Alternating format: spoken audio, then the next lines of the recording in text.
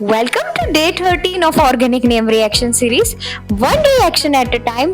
Let's crack today's reaction and its mechanism. Gutterman Coach reaction. This is one of the easiest reaction क्योंकि इसमें नाम से ही पूरी reaction हो जाएगी. देखो तो यहाँ पे क्या लिखा है मैंने, गटरमैन. अगर हम देखें, इसको याद रखने की ट्रिक बता रही हूँ कि गटर के अंदर some amount of acid present रहता है.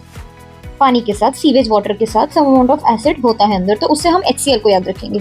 और कोच में आप लोगों को उसके स्पेलिंग में बीच में उल्टा CO दिख रहा होगा, तो उससे हम याद रखेंगे कार्बोनिल. बस यही दो चीज़ से हमें पूरी रिएक्शन को करनी है, क्योंकि this are main reacting agents.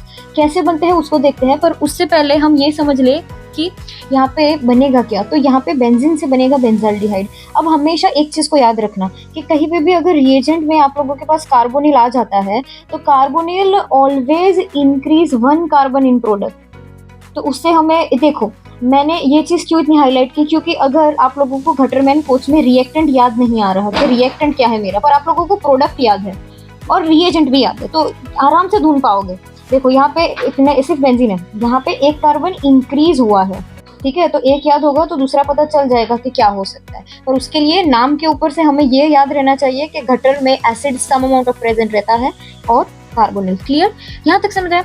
अब मैकेनिज्म और बहुत सारी चीज़ों को देखते हैं. तो कार्बोनिल और HCl के साथ यहाँ पे और 2 चीज़ें एज अ सॉल्वेंट या मीडियम डाल सकते हैं. तो that is Lewis acid AlCl3, और साथ में वो लोग CuCl को भी डालते हैं. ठीक है, अब यहाँ पे मैकेनिज्म समझते हैं. तो मैकेनिज्म बहुत ही इजी सी है. कार्बोनिल को हम ऐसे लिखते हैं. ठीक है, अब HCl जो है, तो HCl में Cl- और H+ ऐसा कुछ फॉर्म होगा.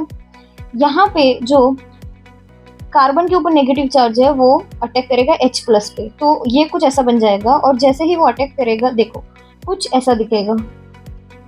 ठीक है, अब ये यहाँ पे जाएगा और जो Cl- है वो यहाँ पे अटैक करेगा, क्योंकि इधर पॉजिटिव चार्ज आ जाएगा. क्लियर, इतना समझ आया. और ये वाला ऑक्सीजन न्यूट्रलाइज हो जाएगा, तो कुछ ऐसा दिखेगा. अब AlCl3 जो डाला है उसका काम क्या है, तो AlCl3 है जो है, it is a Lewis acid. Lewis acid हमेशा इलेक्ट्रॉन की खोज में रहता है कि मुझे इलेक्ट्रॉन दे दो, क्योंकि लेविस एसिड का डेफिनेशन ही ये रहता है कि लैक ऑफ इलेक्ट्रॉन या फिर इलेक्ट्रॉन डेफिशिएंट कंपाउंड्स. ठीक है, तो इसको इलेक्ट्रॉन चाहिए, तो इलेक्ट्रॉन चाहिए तो वो इसको ले लेगा, क्योंकि Cl- है, इसके पास है एक्स्ट्रा इलेक्ट्रॉन्स, तो ये इसको ले लेगा और AlCl4- बाहर. समझ आया.